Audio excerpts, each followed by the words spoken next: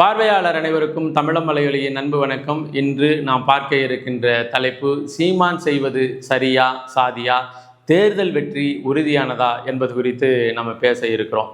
சமீப காலமாக நாம் தமிழர் கட்சி எடுத்து வைக்கின்ற பொதுக்கூட்டம், போராட்டம், ஆர்ப்பாட்டம், பொதுத்தளத்தில் அண்ணன் சீமான் அவர்கள் எடுத்து வைக்கின்ற கருத்துக்கள், இவை எல்லாவற்றிற்கும் பின்னாடி என்னென்ன காரணத்திற்காக இது செய்கிறாங்க அப்படின்னு அண்ணன் சீமான் அவர்கள் நடத்துகின்ற பொதுக்கூட்டம், போராட்டம், ஆர்ப்பாட்டத்திற்கு பின்னாடி காரண காரியங்களை கற்பிக்க தொடங்கி இருக்கிறாங்க நமது எதிர்த்தளத்தில் இருந்து அரசியல் செய்கிறவங்க.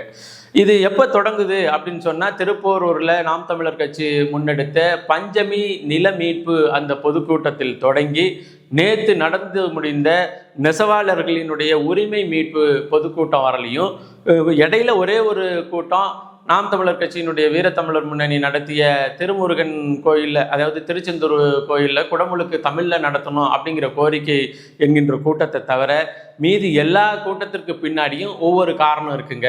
இதற்காக இதை செய்கிறாரு, இதனால தான் இதை செய்கிறாரு அப்படின்னு ஒரு பெரிய டீகோடிங் என்று சொல்லக்கூடிய பொழிப்புரையை வழங்குவதற்கு அவர்கள் தயாராகி விட்டாங்க. இதற்கு என்ன காரணமாக அவர்கள் சொன்னதை, அவர்களுக்கு பொதுத்தளத்தில் பேசுகிற செய்தியை நம்ம முதல்ல பார்ப்போம்.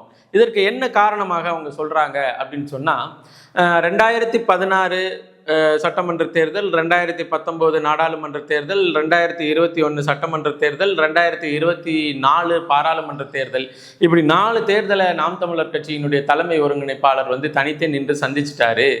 அதே போல் கொள்கை, கோட்பாடுகள் இவற்றையெல்லாம் வைத்து தான் அந்த தேர்தலை சந்திச்சாரு.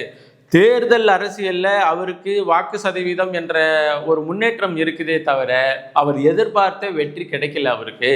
அதனால 2026 சட்டமன்ற தேர்தலை பொறுத்தவரையிலையும் அவர் ஒரு புது வியூகத்தை வகுத்து வேலை செஞ்சுட்டு இருக்கிறாரு. அந்த வியூகம் என்னன்னா, தமிழ்நாட்டில் இருக்கின்ற பல்வேறு சாதிகள் இருக்குது. ஒவ்வொரு சாதியை சார்ந்தவர்களும் ஒரு குறிப்பிட்ட தொழிலை பிரதானமாக செய்யக்கூடியவர்களாக இருக்கிறாங்க. அப்போ இவர் என்னென்ன நேரடியாக சாதிய ஆட்களோடு போய் தொடர்பு கொள்வதை தவிர்த்து விட்டுட்டு, அந்தந்த சாதியை சேர்ந்தவர்கள் செய்கின்ற, தமிழ் குடியை சேர்ந்தவர்கள் செய்கின்ற பிரதான தொழில், அந்த தொழிலில் இருக்கின்ற பிரச்சனை, அந்த பிரச்சனைக்கு தீர்ப்பதற்கான வழி, அந்த வழிக்கு இதுவரையிலும் திராவிட முன்னேற்ற கழகமோ அண்ணா திராவிட முன்னேற்ற கழகமோ இந்த தொழிலை எப்படி நசுக்குனுச்சு, இது எதற்காக இப்படி செய்யுது அப்படின்னு எல்லாம் பேசிட்டு வர்றாரு. இப்போ அந்தந்த தொழிலை செய்யக்கூடிய தமிழ் குடிகள் என்ன முடிவுக்கு வர்றாங்கன்னா, அதாவது ஏற்கனவே அந்த தமிழ் குடிகளினுடைய ரெப்ரசன்டேஷன், அதாவது பிரதிநிதியாக சாதிய கட்சியினுடைய தலைவர்களாக இருக்கக்கூடியவர்கள் மீது நம்பிக்கையை இழக்கிறாங்க. இப்போ பஞ்சமி நில மீட்பு அப்படின்னு சொல்லி ஒரு போராட்டத்தை அண்ணன் சீமான் அவர்கள் நடத்திய பிறகு, பஞ்சமி நிலத்தை மீட்க வேண்டும் என்ற எண்ணம் உள்ள யாருமே அண்ணன் திருமாவளவன் அவர்கள் பின்னாடி அணிவகுக்க போகிறதில்ல.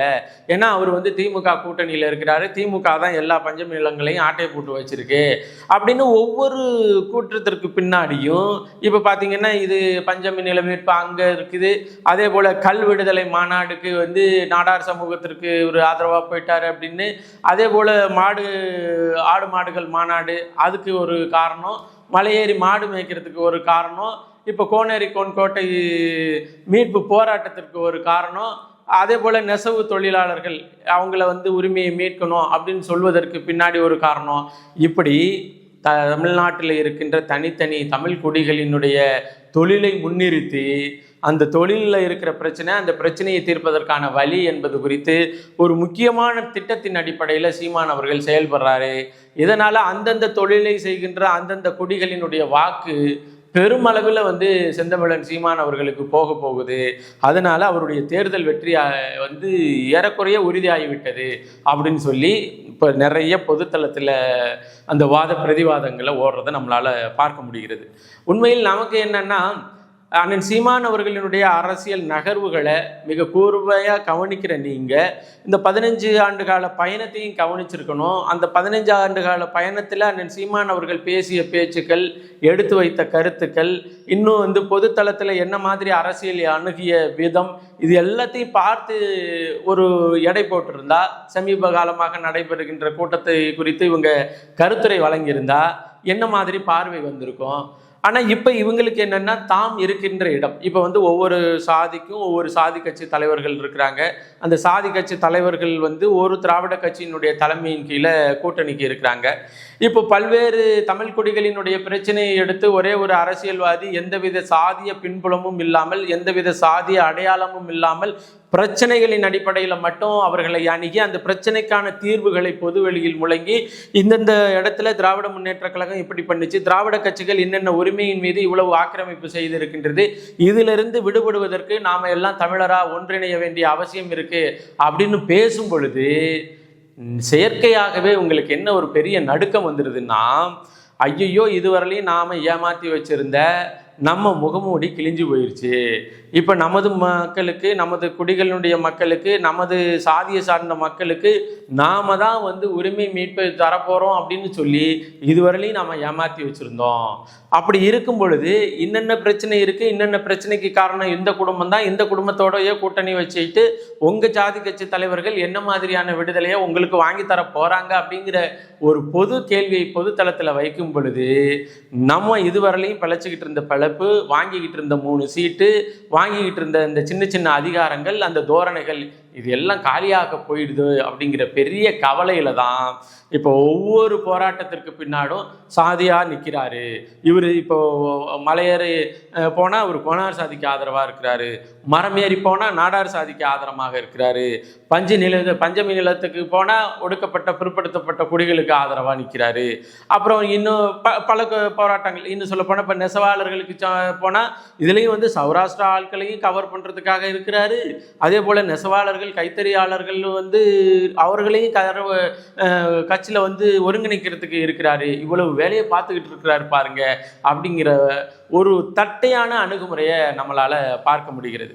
உண்மையில் பஞ்சமி நிலம் என்கின்ற ஒரு நிலம் இது ஆக்கிரமிக்கப்பட்டு இருக்கிறதா இல்லையா, இல்லை சீமானவர்கள் வந்து 10 லட்சம் ஏக்கர் வந்து ஆக்கிரமிக்கப்பட்டு இருக்கு அப்படின்னு சொல்லி தன்னுடைய அரசியலுக்காக பேசுகிறாரா, அல்லது உண்மையிலேயே 10 லட்சம் ஏக்கர் ஆக்கிரமிக்கப்பட்டு அந்த ஆக்கிரமிக்கப்பட்ட அனைத்து இடங்களும் ஆளுகின்ற அரசின் தரப்பினுடைய அடியாட்கள் கீழே இருக்குதா இல்லையா, இந்த கேள்விக்கு இந்த விமர்சனத்தை வைக்கின்றவர்கள் பதில் சொல்ல வேண்டியது இருக்கு.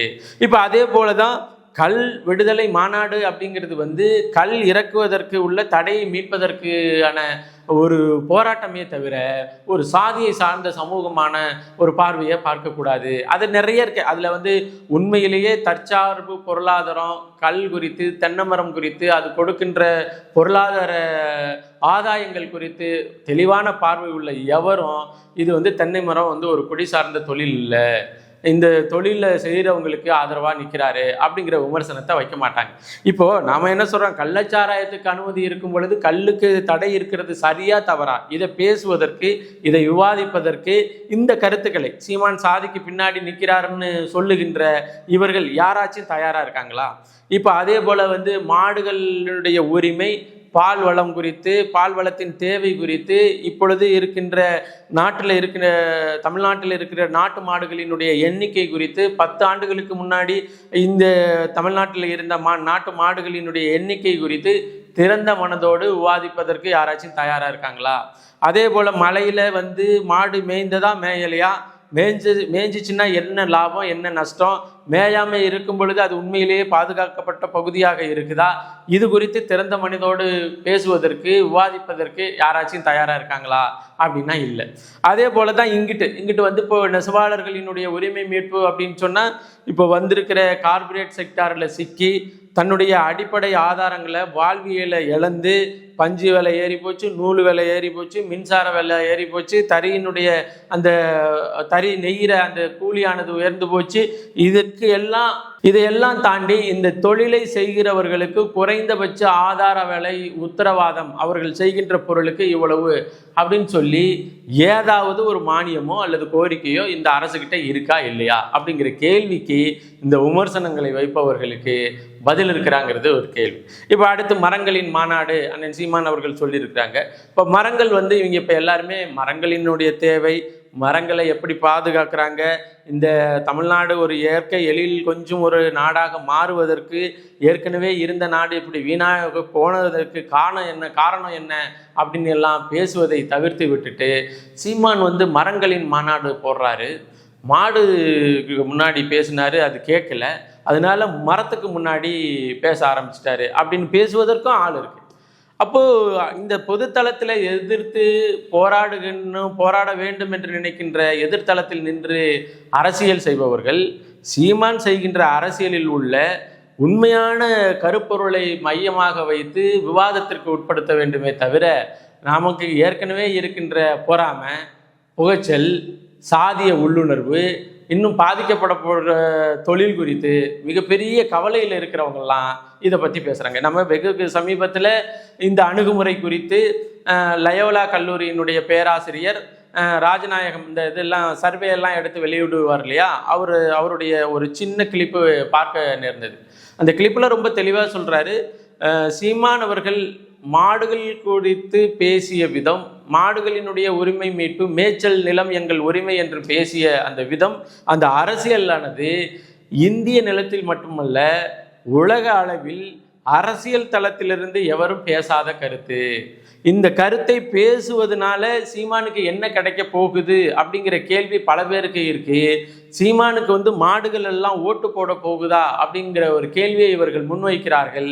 உண்மையிலேயே இவர்களுக்கு அறிவு என்பது கொஞ்சம் கூட இல்லை அப்படின்னு ரொம்ப தெளிவாக பதிவு பண்ணியிருக்கிறாரு.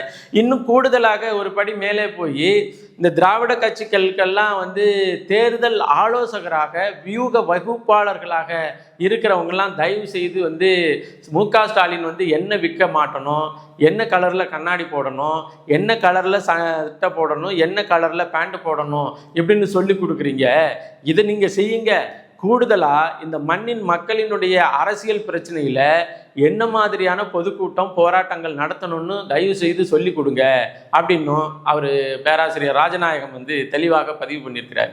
இப்போது இந்த இடத்துல நாம் என்ன நினைக்கிறோம், நாம் என்ன சொல்ல நினைக்கிறோம் அப்படின்னு சொன்னால், ஒரு மனிதன் பொதுத்தளத்தில் பேசுகின்ற அரசியல் வெறும் ஓட்டுக்காகவே இருக்க வேண்டும் என்று எதற்கு நினைக்கணும்? அது மாதிரி நினைக்கிறதே அறிவு முதிர்ச்சியற்ற நிலை அல்லது அரசியல் அறிவு இல்லாத நிலை அப்படிங்கிறது. ஒருத்தன் பொது நோக்கத்தில் இருக்கிறான், இந்த மண்ணும் மக்களும் வாழ வேண்டும் என்று நினைக்கிறான். இந்த மண்ணும் மக்களும் வாழ வேண்டும் என்பதற்காக போராட்டங்களையும் பொதுக்கூட்டங்களையும் ஆர்ப்பாட்டங்களையும் நடத்தி இந்த மண்ணின் மக்களுக்கு அரசியல் விழிப்புணர்ச்சியை கொடுத்து கொண்டிருக்கிற ஒரு மனுஷனை கூட்டிட்டு இவர் இதை நடத்துறதுனால ஓட்டு கிடைக்குமான்னு ஒரு கேள்வி கேட்டா, இப்போ இவங்களுக்கு ஓட்டு தான் பிரதானம், மண்ணினுடைய மக்களினுடைய வாழ்க்கை, இயற்கையான சூழல், இப்படி எதுவுமே பிரதானம் இல்லை அப்படிங்கிறத தான் அவர்கள் சொல்லாமல் சொல்கிறாங்க. இப்போ இந்த இடத்துல நாம் தெரிஞ்சுக்க வேண்டியது என்னன்னா, அதாவது இன்னும் சொல்ல போனால், இப்போ ஒவ்வொரு சாதிக்குமான ஒரு பொதுக்கூட்டத்தை நடத்துகிறாரு அப்படின்னு ஒரு மலினமாக ஒரு விமர்சனத்தை வைக்கிறாங்க இல்லையா. உண்மையிலேயே அதில் இப்போ சமீபத்தில் நடந்து முடிஞ்ச தேவேந்திர குல வேளாளர் அந்த பிரிவினர் அட்டவணை பிரிவிலிருந்து வெளியேற வேண்டும் என்று நடத்திய அந்த பொதுக்கூட்டத்தில் அந்த மேடையிலே இருந்து சாதி பார்த்து போடுகிற ஓட்டு எனக்கு தீட்டு, தயவு செய்து போடாத அப்படின்னு சொல்லுகின்ற ஒரு துணிச்சல் இந்த அரசியல் பெருநிலத்தில் செந்தமிழன் சீமான் அவர்களுக்கு மட்டுமே இருக்கு. அவர் என்ன சொல்ல வராரு அந்த மேடையில் அப்படின்னு சொன்னால், நான் அட்டவணை பிரிவிலிருந்து நீங்கள் வெளியேற வேண்டும் என்ற ஒரு பெரிய விருப்பத்தினால, இன்னும் சொல்ல போனால் அதில் இருக்கின்ற உள்ளார்ந்த அரசியலை புரிந்து கொண்டதன் அடிப்படையில் இதை நான் பேசுகிறேன். உடனே வேளாளர்கள் எல்லாரும் எனக்கு ஓட்டு போடணும்னு பேசுகிறேன்னு நீங்கள் நினைக்கக்கூடாது. நீங்கள் ஐயோ இவர் பேசிட்டாரு இவருக்கு ஓட்டு போடணும்னு நினைக்கக்கூடாது. இந்த அரசியல், இந்த கருத்து, இந்த கருத்தியலின் மீது உங்களுக்குள்ள புரிதல், இதன் அடிப்படையில் நீங்கள் தமிழ் தேசிய அரசியலை சார்ந்திருக்க வேண்டுமே தவிர, நாம் செய்கிற தொழிலுக்கு அல்லது நாம் சாதிக்கு ஆதரவாக பேசிட்டாருன்னு நீங்கள் போடுகிற ஓட்டு தீட்டு அப்படின்னு பதிவு பண்ணியிருக்கிறாரு. இதை கூட காதில் வாங்கலையா அல்லது அதை கருத்தில் கொள்ளலையா என்று நமக்கு தெரியல. பேசுகின்ற வாய்கள் பேசிக்கொண்டே இருக்கின்றது. உண்மையிலேயே இப்போ பேராசிரியர் ராஜநாயகம் மாதிரியான ஆட்கள் சில பேர் இப்போ பேசுகிறாங்க, சில பேர் மனசில் இருப்பாங்க. இன்னும் சொல்ல போனால் பொதுத்தளத்தில் இருக்கின்ற பல்வேறு இளைஞர்கள் மிக கூர்மையாக செந்தமிழன் சீமான் அவர்களினுடைய அரசியல் நடவடிக்கையும் பொதுக்கூட்ட போராட்ட நடவடிக்கையும் பார்த்து கொண்டிருக்கிறார்கள்.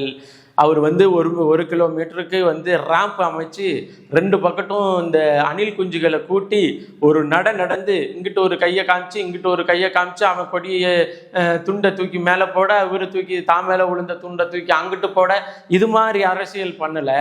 இந்த மண்ணுக்கும் மக்களுக்கும் இங்க மண்ணில் வாழுகின்ற அனைத்து உயிர்களுக்குமான அரசியலை பண்றாரு.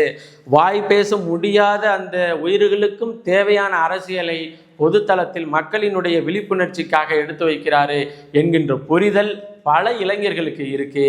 இதனுடைய பலனை நாம் தமிழர் கட்சி தேர்தல் நேரத்தில் உண்மையாக அனுபவிக்கும் என்பதை பதிவு செய்து, அதாவது இது ஓட்டா மாறும். எப்படி ஓட்டா மாறும் அப்படின்னு சொன்னா, விமர்சனம் செய்பவர்கள் நினைக்கிறது மாதிரி சாதிய உணர்வோடு இது ஓட்டா மாறாது.